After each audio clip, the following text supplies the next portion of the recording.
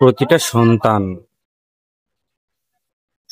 বাবার মূল্য বাবা থাকা অবস্থায় বুঝতে পারে না। যখন বাবা চলে যায়, তারপর বাবার মূল্য বা মূল্যায়ন বুঝতে পারে। ঠিক তেমনি আমরাও আমার বাবার মূল্যায়ন, প্রয়োজনীয়তা, জীবনে কতটুকু সেটুকু বুঝতে পারিনি। যদি বুঝতে পারতাম, তাহলে হয়তো আরেকটু সেবা করার চেষ্টা করতাম। আমরা এখন সব থেকে বড় সমস্যায় আছি হলো এটা, প্রতিটা ছেলেই তার মা বাবাকে অনেক মহাব্বত করে, কিন্তু পরিবারের আরো কিছু সদস্যর জন্য বাবা মাকে কাছে রাখতে পারে না। এটা একটি চরম বাস্তবতা। ঠিক তেমনি প্রত্যেকটা পরিবারে,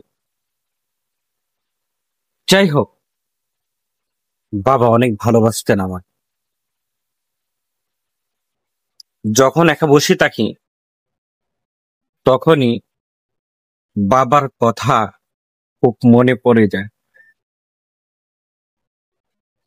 যখন মনে পড়ে, তখন চোখের পানি ধরে রাখা অনেক কঠিন হয়ে যায়।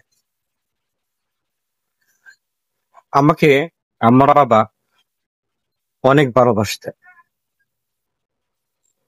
আমার বাবা যখন আমি ছোট ছিলাম, আমি কাপড় ধুতো করতে পারতাম না। আমাকে একটি মাদ্রাসায় ভর্তি করে, যে মাদ্রাসায় প্রচুর পরিমাণ চাপ ছিল এবং নামকরা একটি হাফিজি মাদ্রাসা তখন ছিল। ওই মাদ্রাসায় গিয়ে আমার বাবা আমার কাপড়গুলো ধৌত করে দিয়ে আসতেন,